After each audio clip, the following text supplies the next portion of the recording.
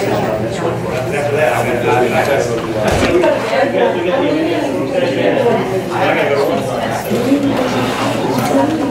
No, it's not. It was great. Just down from it.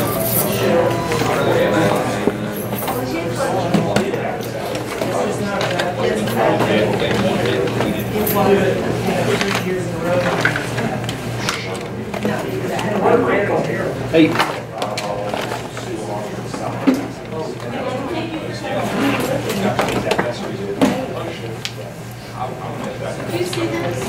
Does anyone need a print out? Yeah, I got the second. Does anyone need a print? I just need a print.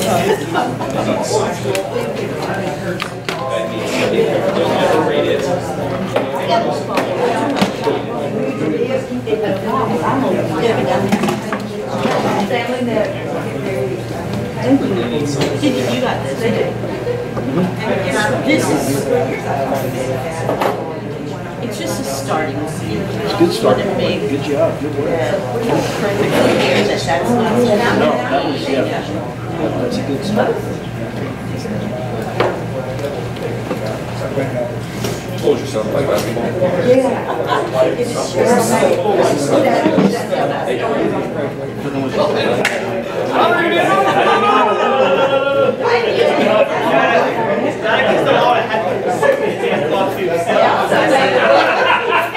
Yeah, we've had a lot of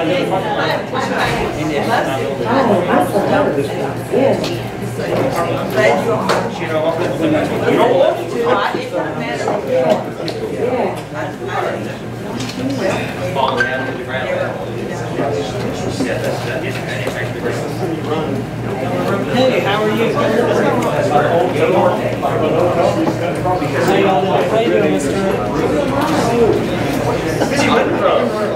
That's a strategy. That's about a 1.1 mile loop. Yeah, I think so. Did 94 circle straight back up. Dude, I don't know who's ever trust me. What are my things? We did. One less meeting. Played them. I think good. The boys, I think, got a shot at when you dropped out of the tie.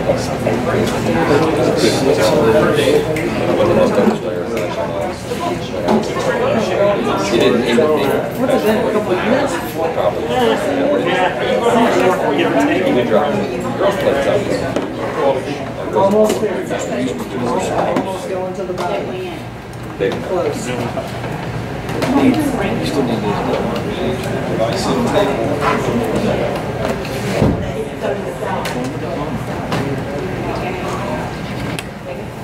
The big, Welcome. Good to see you, Mr. Ernie. Thanks for agreeing to volunteer to be on here. Thank you. That's fine.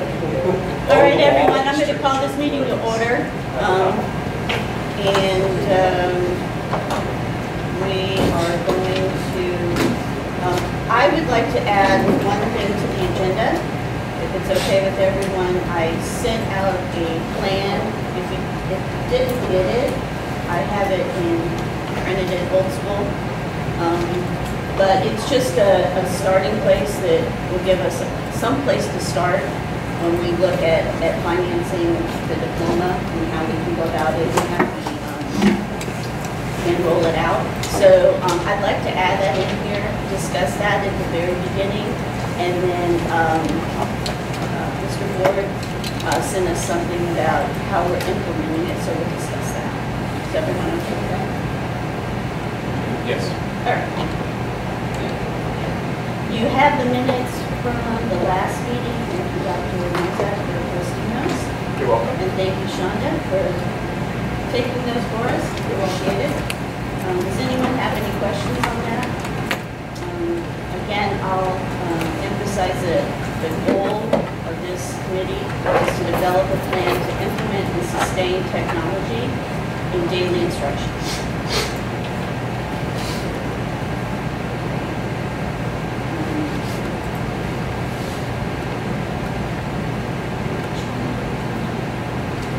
So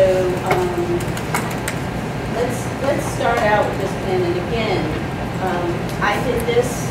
I'm the one that put this together. It is just a starting place. I just thought that if we took the numbers of our classrooms of our kids in our classrooms, of our teachers at each school, and develop this plan. It is based on the school district using general funds or our fund balance to pay off the $705,000 for the contracts.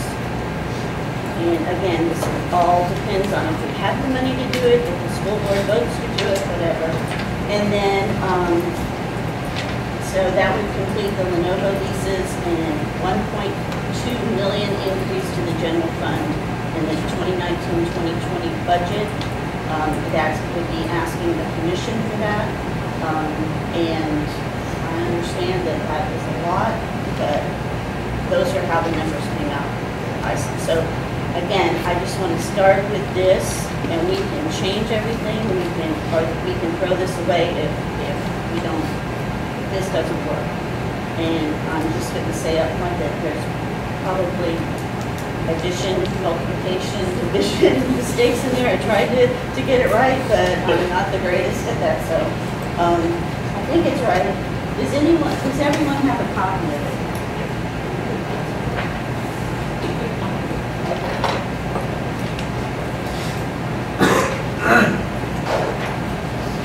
So basically, if we start on the back, the first couple pages are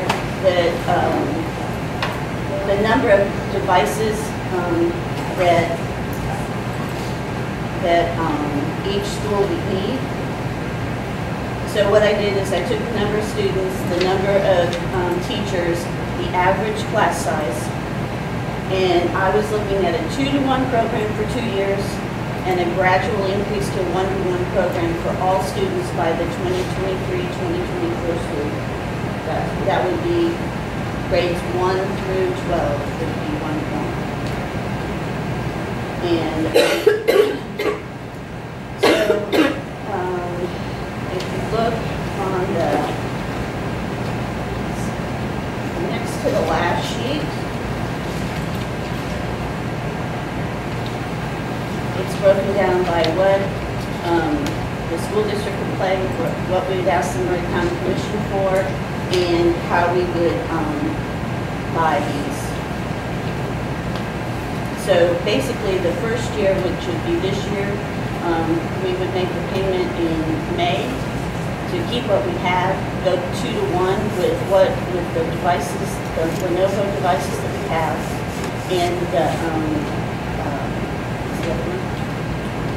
the Chromebook, and so we would be 2-to-1 in grades 7 through 12 and 2-to-1 in grades 2 through 6. So from the 2nd to 12th grade, we would be 2-to-1. And then the first year,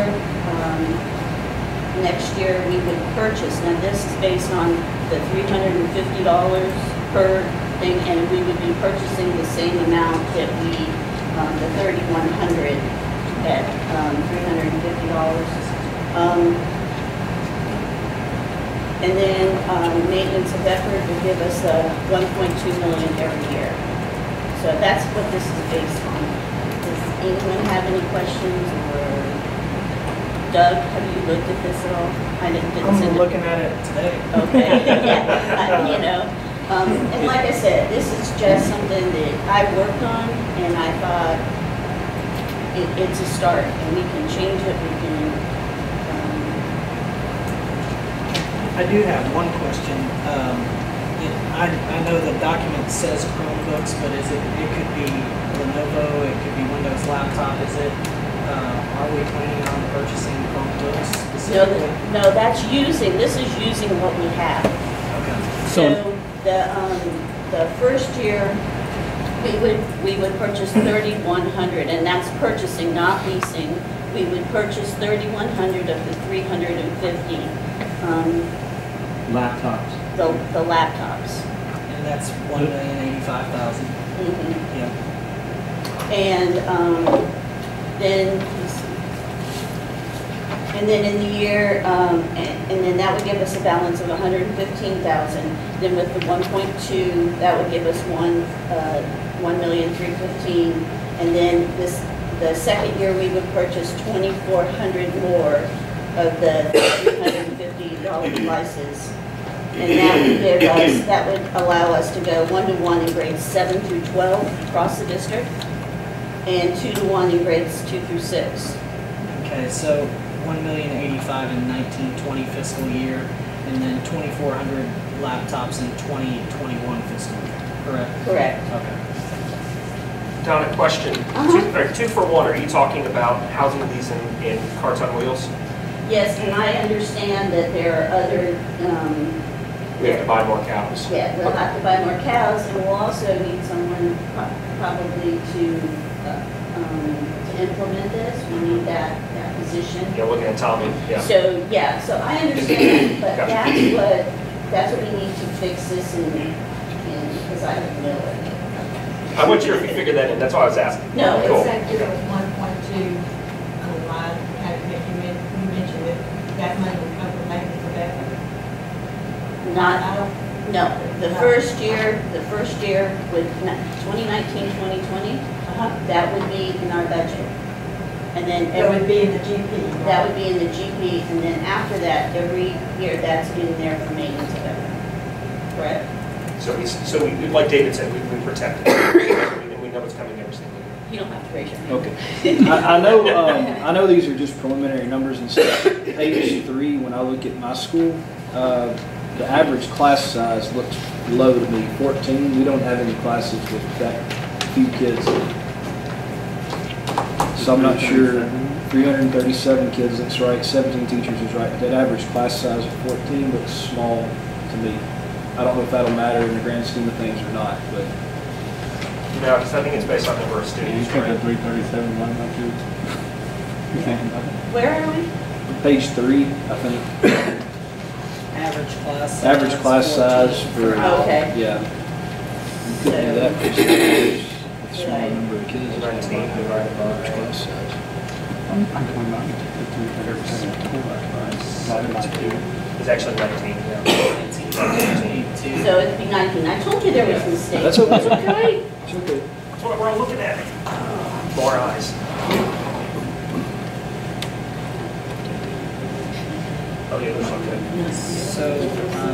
So it would be 323 instead of, correct? Say that again. So 19 by 7, 19 by times 17 would be 323. Yeah, 323. Yeah.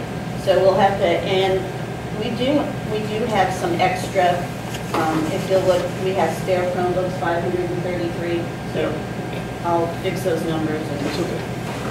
It's okay. Yeah, It's thank okay. you. No, thank you. That's why I wanted to do this. I'm glad you came to the meeting. Yeah. So anyway, I guess we can discuss this That's a and good question, see. Sean. It's a good Go ahead. I don't see the new schools added. We're gonna add in the new schools. I don't think. Yes, we will add the new schools, but we'll also be moving the students, so that would change it at the other schools. I don't foresee us getting so many that, and I did not figure in growth here, so, we need to figure that in too. So, I mean, I know that this isn't the final thing, that's what I wanted everyone to know. It's a good starting. Okay. It was just a You gotta good pull start. this with that. And I know that 2-to-1, you have been really successful with 2-to-1 in your school. So, and you guys, that are doing that already, that would be a big help to us to figure out how to implement, and I was really glad that you did that. But if we can be half as successful as you have been with the implementation at 2-to-1 throughout the schools, then I think that would really lift our district up. So, one of the things this committee was really focused on was revenue sources outside of our GDP, which that was going to be stretched to the left, probably in excess of $1 million to school, the staff, and all of our other needs as well. So No, what, I did this just so we had the numbers, so we knew what we needed. We can, I'm not saying that's the only place that we can look for this. It does have to be a continuing stream though. It doesn't help us if somebody gives us, it does help us, if somebody gives us $100,000 the first year and then we don't have it anymore. Because what this would do, if it's in the GP, then every year this will go on and on, it's not just for the first 3 or 4 years. It will continue because the money will be there and we'll just roll it over and so that's just what, in my opinion, what You didn't say what the need is, how much it costs. we need according with this, and we may change that figure, 1.2 million would get us within 4 years, get us 1-to-1 from grades 1 through 12. Does that take any growth? It's not taking the I don't have any projections on what how many students we'll have in 5 years. Have y'all done look at that? Yeah. Yeah, hold on. Sure, hold on. Just out of curiosity. Sure.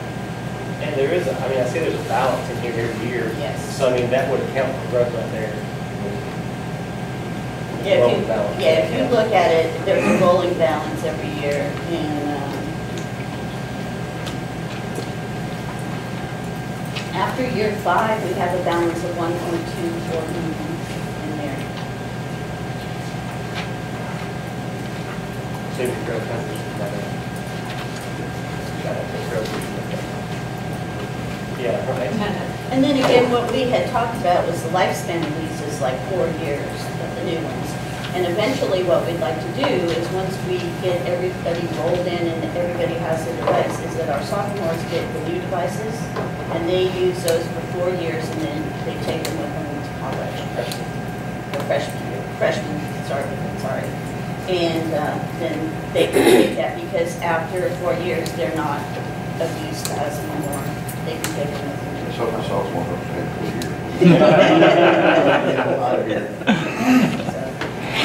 Does anybody have any comments? You want to take it home and look at it? Please. I would definitely like to take it home and look at it. A couple notes I've kind of made is, I think an effort to try to find within our current budget or next year's budget where some supplies and materials costs may go down due to this, figuring out a direction as a board. I know as a school board, there's been many conversations about, digital versus textbooks and all that, but kind of gradually moving in a direction will help kind of determine where we need to spend our money on. So that's kind of a hurdle I think that this group and the school board needs to address.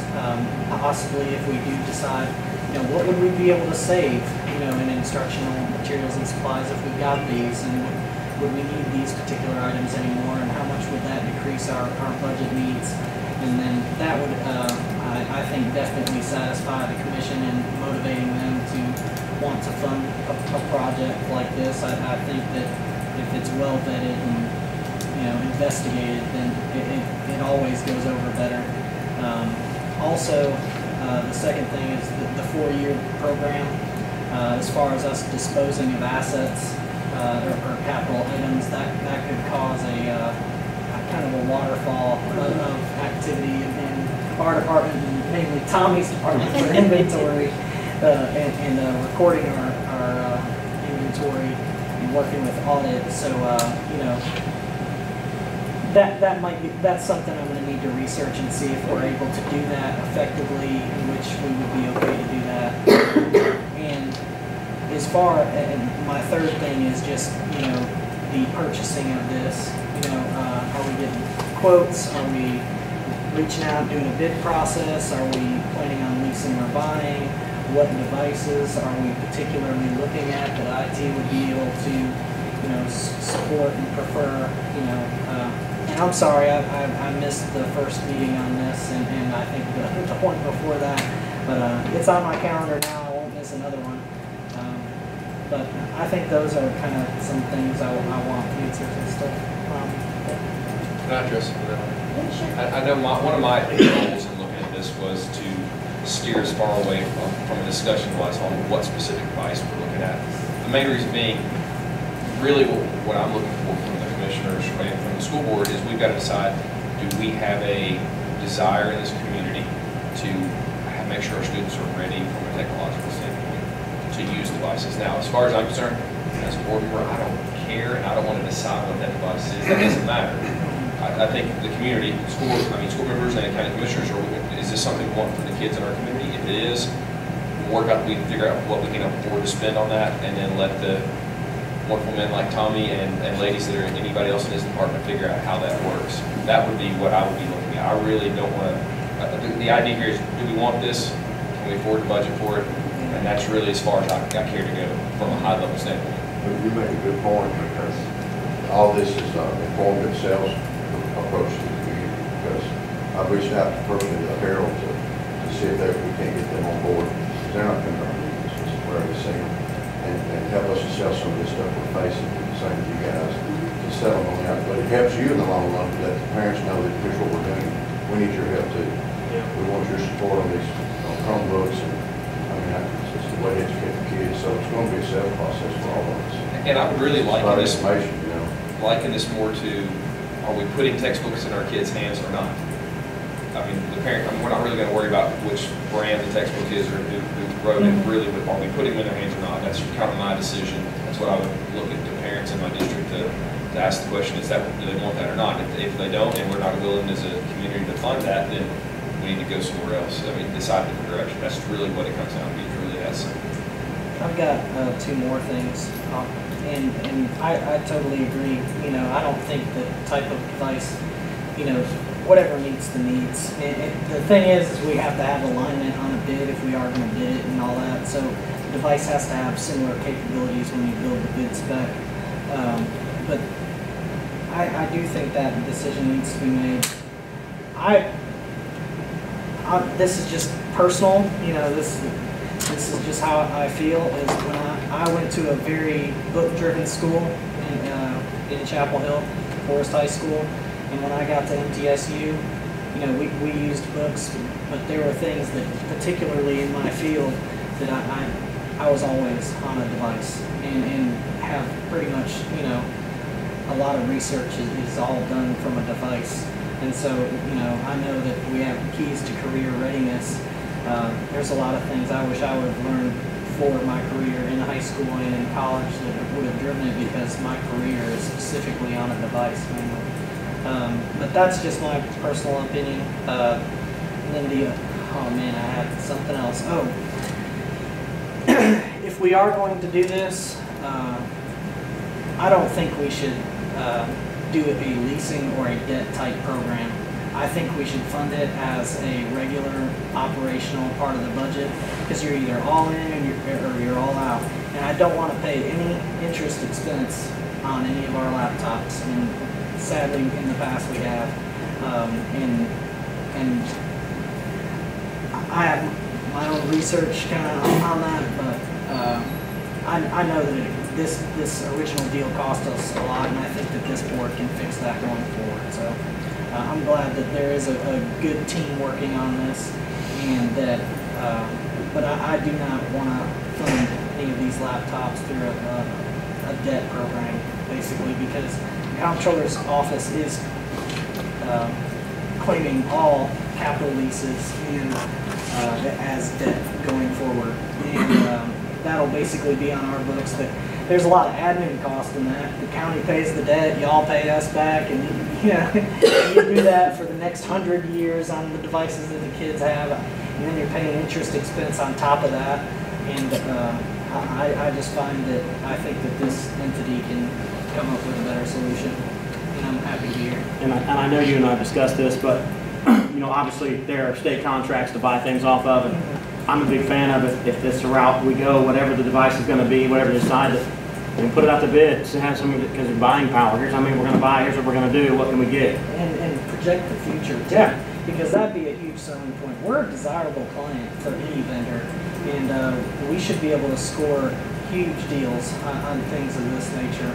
And sometimes we sell ourselves short, and people hear government, and they want to bid high because they think we got a lot of money. But some vendors also think, you know what, I could lock in my business for a long time if I just do the right thing every year with this entity. So I completely agree. And this is based on purchase.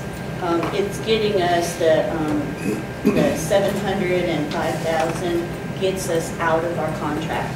So then we can go and we can bid with anybody, and we're not tied to Lenovo. So that's really why it'll get us through the first year.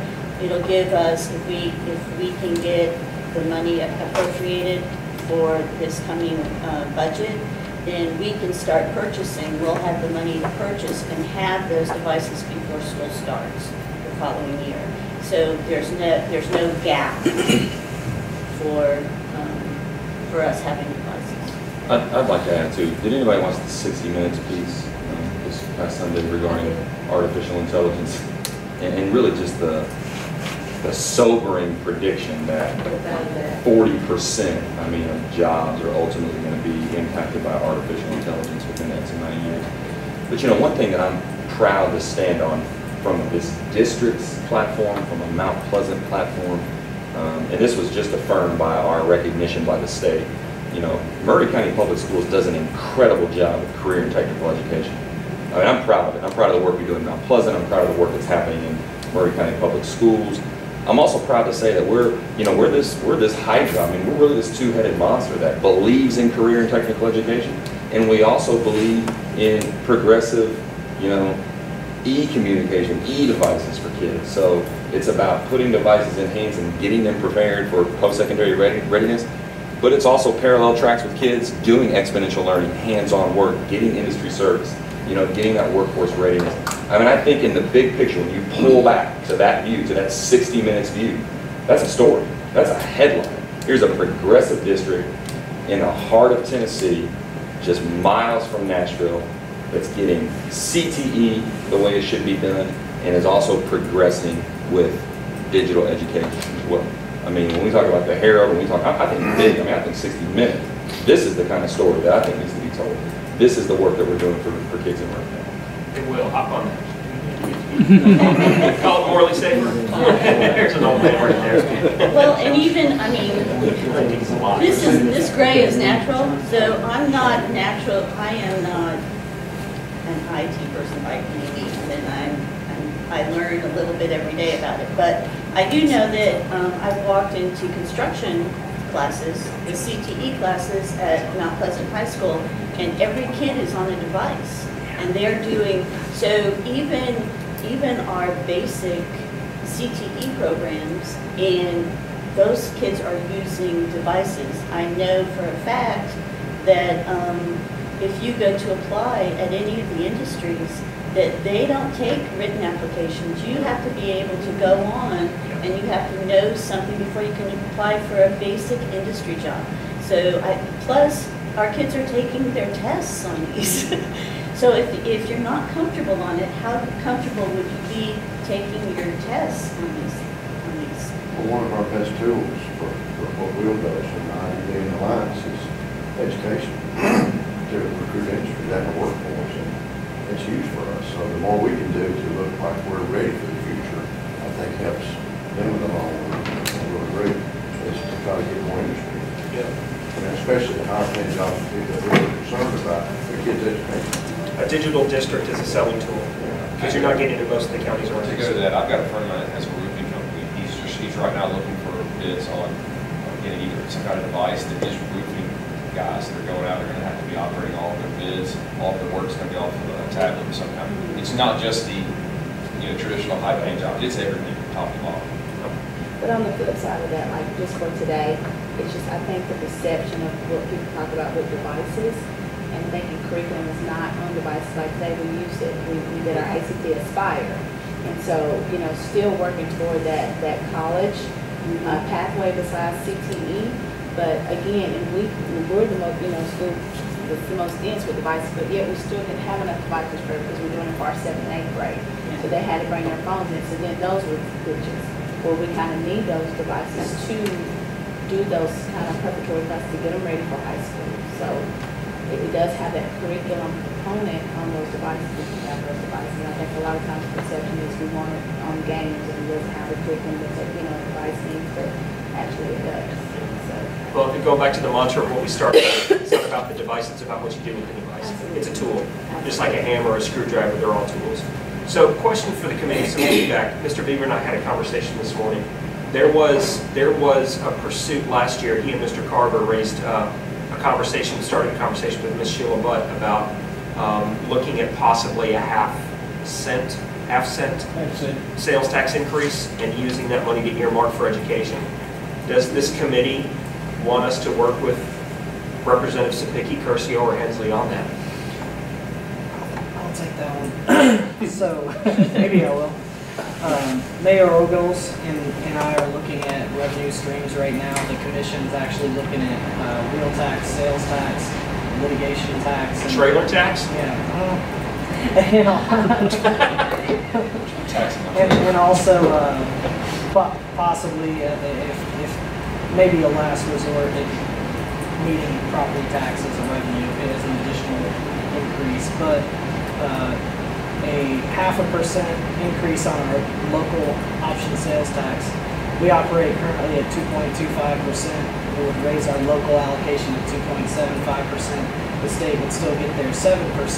Yeah. Currently, with the amount of revenue that we bring in from sales tax, a 0.5% increase would bring in $3,888,000 of revenue, and a portion of that would go to the county. The county would only get about $100,000 or $200,000 increase out of that. So the majority of that 3.9 million would go to schools directly, and that would offset our local match. We could use that to either increase y'all's local match with sales tax to fund these, but this would more than fund. It would fund it 3 times over, basically, if the need was only 1.2 million. Well, we'll take more. We had a conversation this morning. Yeah. So I won't bring that up. but exactly, we want more. Everybody wants more. Mayor Ogles is part of something that he is very good at, and I've seen results from, is gaining revenue from nothing, a losing scenario. He did it with our animal shelter recently. I'm waiting on the check, but I think he did it. I believe him. He put it on Facebook, so it must be true.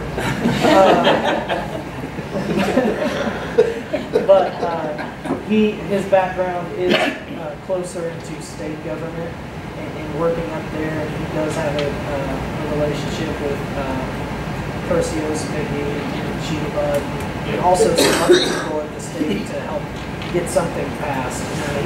He doesn't think, I talked to him this morning kind of about it, he does think it's a long road, but that we could access some different types of funds, also through grants as well. And I think that it would be beneficial to look into some grants. I'm sure you all did that originally on the original project. Luckily, I trained someone in my office to be a grant writer, so if there is a grant, please let me know. I will write that grant out of my office. The problems that we had when we looked at initial grants was once a grant runs out, then you're right back to where you started, because it either has to be funded by the GP or you got to send it out. So makes that's sense. part of the problem. Well, I'd rather have some dollars than no dollars, and we can plan, ahead of time. Usually, a grant has an extended period and tells you, when it's going to end. So. But I do think that that's an avenue we're going after now, and we want to do that just for the sake of our community. We see it growing, and we see a need on both sides, the county government and the school board side. So we know that more revenue is needed, and we're after it. Okay, one of the things that Mr. Carver and myself was talking to Sheila Butt about last year, the year before last, whenever it was a 0.5% increase in fuel tax. and fuel tax. Yes, not the sales tax. And so, you know, and calculations done, and it would be, I want to say a little over $2 million a year just for out of Murray County. I would have to check into that. I think there may be something, because I believe that comes through TDOT for our highway department. That's currently where the gas tax, petroleum tax, diesel tax, you know, any gas tax goes. But it'd be something that we could look into if there's something we could get done to reallocate that towards a school function rather than a highway. It'd kind of be, you know, we try to align all these things and make sense of these things. You know, well, you know, you increase the lit tax so that, you know, maybe crime will go down, or maybe crime goes up, we get more money, or, you know, you try to, but we use those funds for building a new courthouse, or we use those funds for building a jail. You know, trying to align the funds for what they're for. We have data processing fees throughout the county. Maybe we could look at some of those that are earned in our local offices. But trying to align those revenues with what they fund. I think it might be hard to get a gas tax to fund laptops for schools. But we do it with the mixed drink tax, so it's worth looking at. I think I've got some printouts of emails where Carver was talking back and forth about that. I'll try to get to you. That sounds great. I'll take it. And we were just brainstorming, trying to figure out where we could come up with some money. That's how we got where we. Well, and I just wanted to say, one of the problems I think we had with our one-to-one program before was it wasn't equitable. But, you know, and I know that it's a pull instead of a push. Instead of a push, yeah. And I understand that, but it created problems across our district with some of our schools. Some of our schools have laptops, and some of our schools nobody had. They also knew that there was no way that we were going to, you know, that we had the money to give everybody a laptop. So I think some of our teachers were discouraged, some of our kids were discouraged. So this, for the first 2 years, is two to one across everybody. And then when we start rolling out the new devices that we buy, those will go by grades, and it'll be all the way across the district. So every seventh grader will have a device. It won't be the seventh graders at Whitthorne have them and the ones at Cox don't. So basically, that's why I thought that something like this, rolling it out like that, would work better. That's just my thoughts on it. I also think that would give us 2 years at 2 to 1 to get our teachers on board and get them using these in the correct way. And that's going to go to the principals. So let's talk about, I know Mr. Ford, you had some ideas that you sent us. I don't think I sent that to the whole diploma group.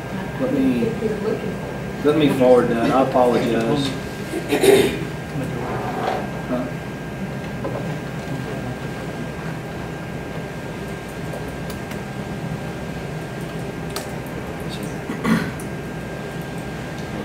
While he's doing that, It should be there now. Shonda, can you just tell us how you got your teachers all on board With the 2 to 1 with the this 2 to year. 1? Because you had which of your grades qualified for the devices? 5th, 6th, and 7th grade. And And so- our 8th graders, they were not. They were not. So you went 2 to 1, and how did you get the teachers that hadn't qualified for it, or how did you get them on board to do it? I hate to say this, but I think it kind of helped when we had the budget freeze and no more rollout, because then they were like, you know, they were more, they entertained about more that they knew the students needed it. So we just kind of talked, and it was really a buy-in from them. I asked their input, how would they like for this to be done? So we really shared within our schools. So I knew they knew the 8th graders did not have the devices or whatever, and a lot of our teachers wasn't really using the devices like they needed to. And I think that was, they were not going to use them this year because of they didn't have the programs because we pulled green block and pulled two marks. Because a lot of them was utilizing those programs on those devices. So before they went out and research, they were just like, well, I'm not going to really use devices a lot. But then we decided it was kind of buy-in from them. So we asked them kind of how they want to do it. And so they're using the devices more now since we went to a 2-to-1. But it was actually, I just surveyed them and said, how would you like to do this? We can either go with these grades having these devices and no 8th graders having devices. And we knew that we were going to purchase the ACT Aspire, which we was going to need that technology. Or can we go to a 2-to-1? So they decided they want to go to a 2-to-1. So it worked really well for them. So when we,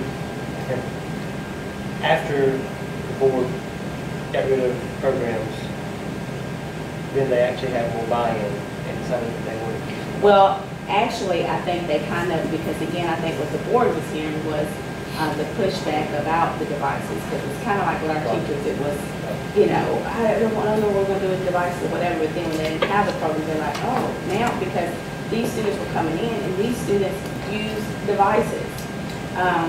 So it was more or less that, because they didn't have it, but they was utilizing those. They didn't realize that the programs were effective like they were until it was pulled away from them. And then it's like, oh, I want those devices and I need them and we want those programs. Because now they're talking about they wanted the programs back, green box and 10 marks. It really helped. And it did show growth when our teachers were using those devices and using those programs. So now you think that perhaps, since they really want those programs back, they may use those, utilize them more. We may see more. Yes, they miss the devices. They really did, and they miss those programs as well too. And I know we touched on it, but a very important piece is getting training for our teachers, not only with curriculum, but classroom management. You know, devices are going to break. How are we going to handle it? How are we going to make sure that devices are broken, that it's identified how that happened, and that's something they're not used to dealing with. But again, that's a... Especially in a 2-to-1 situation. Yeah, where 2-to-1, especially when they're coming in and out of a card and you don't know who has them, and something happens, they got to know how to at least keep track of second period. Tommy was sitting right here, and guess what? It got broken. What happened? And how to deal with it. And not necessarily always a behavioral issue. It could have just been an accident, Yeah. but how to deal with it. And we done inventory, so our teachers are responsible, so we check the devices out for our teachers. So we track that through our teachers when we do that. Our media specialist does that for us. Since we're giving anecdotes, when we started the year thinking we may possibly lose our devices by the end of August, everyone went into a tailspin. And it kind of speaks to the resources point you were making earlier. I can't get you the number right now, but I could get it to you at some point. The amount of paper, literally the boxes, the amount of paper that we used inside 3 weeks compared to what we had used that year before was exponential. I mean, it was a crisis mode because I was telling teachers, like batten down the hatches, like we're probably going to lose these. So remember how we used to teach, which meant get the paper. So I mean, it was just mad dash for the paper. Second story would be, this is as recent as 2 weeks ago, or right the week before we broke for Christmas break. When you're living in the high school world, the top 10 is a big deal. So you've got students jockeying for position in top 10. And a lot of those students, these are your driven students, ambitious students. So they're taking dual credit courses. They're taking classes at Columbia State. And a couple of them found out the hard way that at the college level, if you don't do something as specific as file save as with this, they take off points for that or don't accept it at all. But, man, this is college and she's not giving me any grades. It sent one student into a full-blown meltdown. I mean, I watched it play out right before my eyes, and this was just something as simple as just how we're saving files and submitting them to our professors. So if we're really talking about it, as trivial as it sounds, I mean, I think we made the point, Mr. Moore made the point when we first met, was like, this is just the price of entry. This is just the entry point of what we're talking about for post-secondary. As trivial as that little story sounds, it's real, because I watched it, and I watched a little girl, struggle.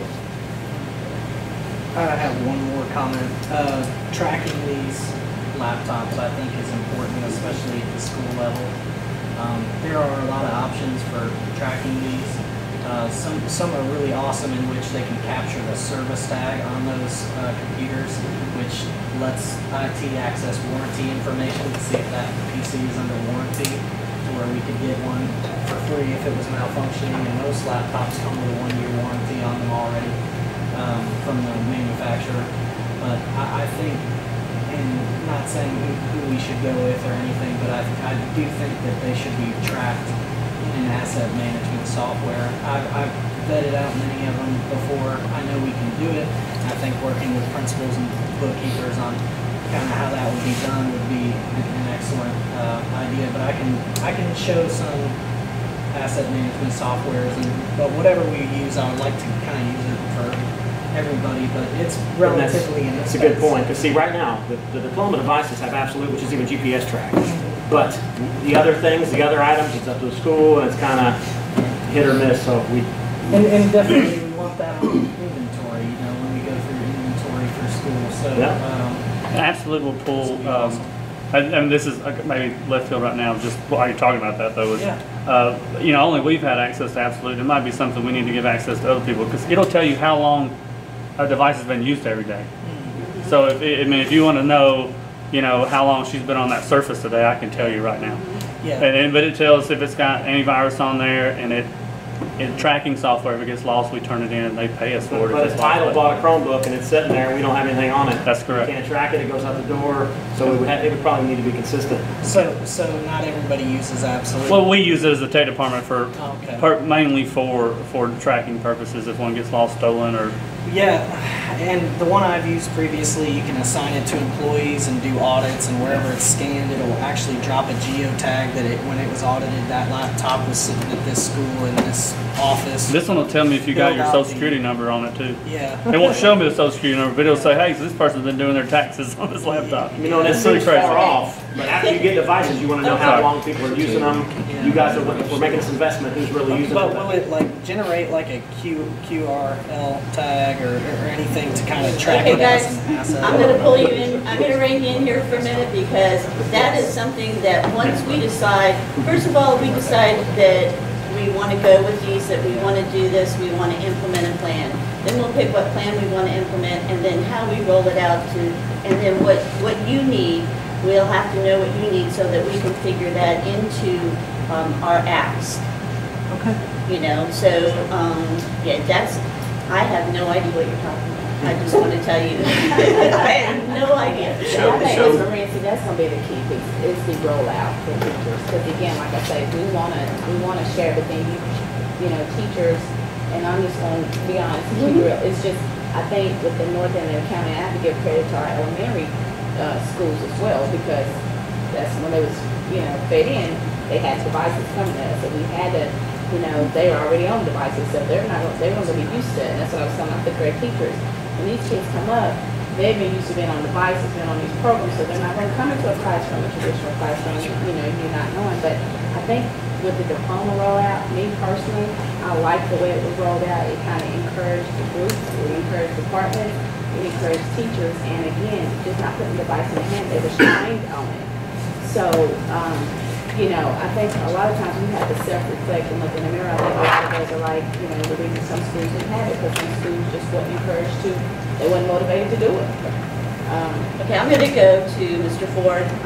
You have 10 minutes, sorry. And we'll continue this at our next meeting. That's fine. I just shared a couple of documents that we've used at Randolph-Howell for success. And so the Word document is just, we called it a learning progression for diploma certification. It's kind of what Dr. Jackson was talking about. Backward design model with planning. We wanted to think about what do we want fourth grade kids to be able to do when they're in fourth grade with these devices, and spiral that backward all the way to kindergarten. This is just something we came up with. It's a living document. We change it as we need to. There were at one point a lot of different documents floating around, Buck Institute rubrics, or different auditing documents the district was using to audit teachers and kids for their, so we pulled this together for teachers. It's helped us get third and fourth grade students and teachers diploma certified the last 2 years. So whether or not the devices are there for the kids, they've actually met the requirements with what we had, whether that's iPads, Chromebooks, a mishmash or whatever. We were fortunate enough, our fourth graders got devices back before Christmas. And so just talking about anecdotal evidence, as Dr. Jackson said, number of office referrals with fourth grade students went from about 5 to 7 first semester to 0. Now, I don't know if that's because of devices or not, but student engagement went through the roof. What teachers can do now with augmented reality, virtual reality, pulling different things in, something as simple as student email, to more complex things like green screen technology. The kids eat that stuff up, but always tying it back to the assessed standards. That's what's important. And then that kind of goes into the second document that I sent.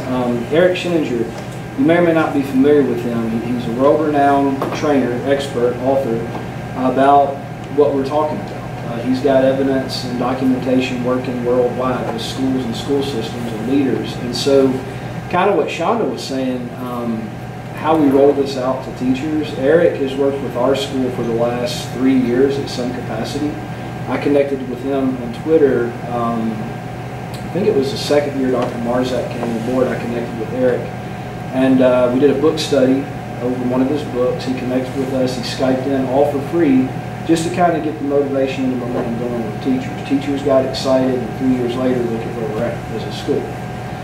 He came in November 16th this year. We used some Title II money. He did some PD with our teachers, and hands down, talking to teachers, it's the best professional learning they've ever participated in, ever. Eric has expressed to me he's willing to work with us as a district. He'll negotiate a contract, and this is just a sample. Now that's above my pay grade, you know, but he's willing to work with us. So to me, if we've got the money, he's willing to come in and work with leadership, maybe to start with. And then it becomes school principals' responsibility. How do we take that learning, push it back to our schools and get teachers? I mean, it's a sample contract he sent me that he's doing in New Jersey, but he knows his stuff. And the cool thing with Eric, he's told me before, if he works with an individual school long term, his company guarantees results, whether that's on assess tests or whatever. And he comes in, he does instructional audits, technological audits, different things in classrooms. And what ends up happening, if we don't meet the goal, we'll set goals with his company as a group, and I would think most of those would be assigned to assess tests unless the new governor comes in and flips everything upside down, which he may do. But what happens if you don't reach those goals, they come back the next year for free. So, I mean, that's pretty good return on investment in my opinion. Now, the money would be an issue, but I know there's always PD dollars there in different areas. But again, that's above my pay grade. I can only, right now, control Randolph House. So, you know, but I know Dr. Marzak's familiar with Mr. Scheninger, and so I just wanted to share that. That's different things we've used as a school to have really good success. I mean, we had second grade students a year ago training teachers how to use green screen technology, different apps and things at one of the map sessions. We pull in drones, we've got a little bit of robotics, some coding, lots of different things, and we're doing it with a hodgepodge of different devices. So to Mr. Moore's point, it's not about the device, it's about what you do with it. And so like at our school, fourth grade got the Lenovo's, so now we took all the Chromebooks they were using and pushed those down to third grade. A lot of teachers getting different things off Donors Choose. You know, Tommy kind of gave me the green light back in August when we didn't know what was going to happen, said you got a good group, just go for it. So I mean, we've had teachers getting anywhere from 3 to 15 iPads funded on Donors Choose. They get the actual iPad, it's not money. So you have to be creative with what's out there. But you know, what the kids can do with this, sky's the limit. We just got to get it in their hands, and you just got to encourage the teachers. And we'll just have to come with a different strategy if we're going to do a push program as that. Because I think the last thing you guys want to do is go through all of this, spend all this time, allocate the resources, and then on an average week you only have 50% usage. And the kids are coming to class and teachers say, all right, shut up, put it away, we're not using it today. Or we're not using it tomorrow, or we're not using it this week. That's the last thing you guys want. So we'll have to come up with a different strategy for a push instead of pull. Well, and you know I've said this before. I mean, I've never been in the education per se, but I've worked my whole life, and I just know that if I worked in a factory and they brought in a new piece of equipment and told me that we're going to use this and you're going to learn how to use it and you're going to use it, and I said no, I'm not going to do it, I'm just not going to do it, I wouldn't last there one day. So I don't, you know, I'm not being ugly, I'm not being mean, and I do like our teachers and I do support teachers. But if we decide to go with this, then it'll be up to our principals to make sure that it's implemented, that they're using them. And I think to that point, what I've seen, at least at our school, a lot of that where teachers are saying, I'm not going to do it, or it comes from fear. It's a fear. Absolutely. Is this going to replace me? Or maybe they're just not comfortable with the device. I never will forget, we had a big Twitter push a couple of years ago. And I mean, we've never hit 100% for Twitter usage. That's okay. I'm not going to mandate you have to do social media. You can't do that. But there was a teacher around her 20th year, running down the hall singing, dancing, jumping because she did her first tweet. She was so excited. So you got to get that comfort level there. I've been there. I know, but you got to get that comfort level there. And I think, with Eric, where he's good is really getting people to understand the why. And sometimes you need a third-party person to come in that doesn't have that emotional investment with the district to say what we've been saying. That's very, very capable. But then it becomes building level principals' responsibility, like you're saying. If we get the training, we get to know how our comfort level is there, then how do we push that down to our teachers? So you kind of have a dichotomy of a push and a pull at the same time. Right. So. And that's the reason I was saying, I think maybe this was an advantage because I think they've been more open and receptive to wanting it because they had it and they got put away. Now it's like, I need it and this is what I need to do with it. But you still have that mentality. You have the mentality of locations that had devices. You go to those that don't have those, didn't get those devices. They're like, told you so. So those are going to be the ones that are hard to ring in. Yeah, and if I could tie into that too, and that was one of the reasons I've been very driven on this one. That it has to be driven. The community has said they want this, and we're committed to the board, and we have to show the community and our staff that we're committed. It needs to be from the top down. There's a lot of teachers that said this will never work, and the board's going to back out. Oh, they backed out. We've got to commit and say that we're not doing that this time. The push-pull combination, to me, I think is what's driven on that. We've got to do that. And the other piece, on the funding piece, I need to make sure we got number one, the staff to handle it, and the appropriate PD and/or whatever other tools we need to make sure that teacher who's hesitant, that doesn't feel comfortable, as a leadership, as a board, as a superintendent, all the way down, we have to provide them the tools to make them comfortable. That's our job. That's not, I can't lay that on the shoulders of this teacher that's not comfortable. That's something we drop the ball on if we provide that level of comfort from the top down.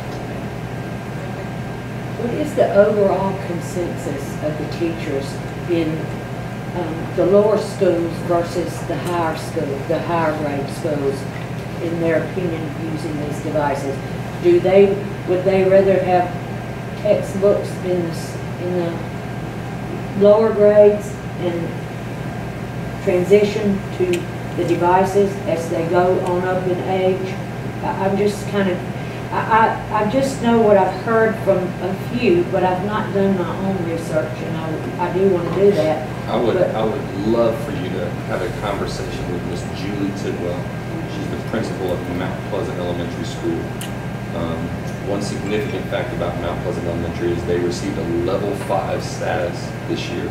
One of only 65 schools across the state of Tennessee to be a 5 in every indicator across the board. She has been passionate about technology in the classroom. They have embraced it, and we've watched it change lives. And that was our first dead slate one-to-one school. Our first. Yes. But please have that conversation with Ms. Tidwell. She'd love to talk about it. Going back to what you were saying about the different schools, when you're saying that I think now they're saying I told you so. But again, looking at those teachers and the voice that we need to listen to is the students. Because regardless of the way they feel, if you're in a classroom and you don't have that engagement piece with that student, you're not doing any work with the student. So I think that's what teachers, I mean, when you talk about training, and I don't want teachers to feel comfortable, but yet we have to, and I think that probably came from our schools where, because a lot of times we were looking like the bad guy, but it was just that I had to encourage you, I had to push you, because this is where we're going. Either you're going to engage that student or you're going to lose that student. Yeah. That student is way ahead of you. So I think that's why the teachers are like, I have to embrace this. So those teachers that are sitting back saying, okay, I told you so, or you pulled it, or we don't have it, or whatever, you're going to lose your students. And the survey, I feel like a survey needs to go to students. Because whether they're sitting in that school that didn't get those devices, that didn't go out on that limb, didn't try, or didn't apply for a diploma, you're losing your students, and you can tell that by the scores. Because these kids, are wanting to be engaged, and we are losing them to technology. And if you're not engaging a kid in the classroom, we're not going to be successful. And that's what, and that engagement piece is that device. It's an engagement. It's not the only thing, but it's engaging. And that's what they're using. That's what they use at home. And we can go back old school all day long, textbooks and everything. It's not. I'm successful because this is where I'm at. We're trying to get this kid who doesn't really probably know anything about writing home, because mom and dad is putting them in front of the devices and TVs when they're at 2. When you got a 2-year-old that knows how to work a phone better than you, I mean, I'm sorry. It's just, so we need to listen to the students, because this will engage the students, and it's about the students. So the pushback, I'm using not the right term, I'm sure. But, and I'm not even talking about what you're pulling pushback. I'm talking about the pushback that, say, like a commissioner is hearing from teachers. It's not necessarily the children that is not wanting the technology. It's the teacher does not want the technology. Well, put yourself, I mean, I put myself in that position, and I understand their position. I've done something for 20 years, and the same way. And I only have 2 more years or 3 more years that I'm teaching, and I don't want to change. It's easy for me. Plus, I don't really understand it. Fear is a big part of it. But in my classroom, what do my kids need? So that's what we're looking at, what our kids need. And I can understand that teacher feeling that way. I really do. Thanks. And I can understand that too. Change is hard, but change is inevitable. And I mean, either we have to, and I think that's probably what I've noticed with the county is that change is hard for some teachers that don't want to, and like you said, 2 or 3 teachers. But like I tell my teachers every day when I come in there, you're gonna make this profession right here, what people don't understand, is the only profession that makes the biggest impact on every other profession. And so, you're going to make an impact on those kids, whether you want to or not. So what kind of impact do you want to make? I mean, so either we have to get on board, because we're losing the kids, and it's ultimately our job. And I don't want to go home and lay my head that night knowing that I did that kid an injustice because I didn't want to change, or I didn't see I couldn't see the way that I'm stifling their creative minds or their critical thinking skills, because I'm afraid to get on this device, because it's here. It's not going anywhere. We're not going back. We're going forward. So I think that's kind of, it was just hard. Change was hard for everybody, but it's inevitable. I mean, that's what we're competing with these other counties. We got this other county who's a level 5 all the time, and I know in the Spring Hill area, that's who I'm struggling with. I want kids to come in there and county. So, and I think that's kind of what we'd love to see, because change is hard for people. It really is. No, thank you so much for doing this, a lot of work involved, and I think it really does that. Agreed. Good job, Helen. Yeah, thank you. Can I say one more thing? Ms. Mayor, I really appreciate you bringing it up. As constituents come and talk to us, I think that is the best point. We're going right back to our vision as a school district. This isn't about what the teachers want. I'm not trying to be rude on that. This is about what is best for our kids. And I'm so glad you brought that, because that really, at the end of the day, is what we should be asking. And if it is what's best, again, if it's at the community, if that's what we decide is what's best for these kids, we need to be doing it. Whether I'm hesitant, whether teachers are hesitant. And I'll still say that as a regular standpoint, that's where we've got to make sure we provide the tools so that we can get past that fear. This really needs to be about what is best for the kids. And I fully agree that that's where they're at already, and we need to meet them there. I know it's where my kids are. Whether their teachers are engaging or not, they're going to come straight home. They're going to be on the device, or they're going to be a job on the device. That's just where it's going. And I think we've got to meet them there. It's our jobs to do that. I spent the day yesterday with my 2-year-old grandson, and he knows more about my iPhone than You said it. It was a very eye-opening experience, and not only that, when I was trying to find something he wanted to watch on TV, and I kept, you can press the button and speak in it to hold it. Well, I kept pressing the button and speaking, and nothing was happening. He finally just got up and he said, "You gotta go to YouTube first, Mom." And see, so when we started talking originally about the one-to-one program, for that child, it's about appropriate usage. For our 45% of our families that are still living below the poverty line, it's about a path to usage, period.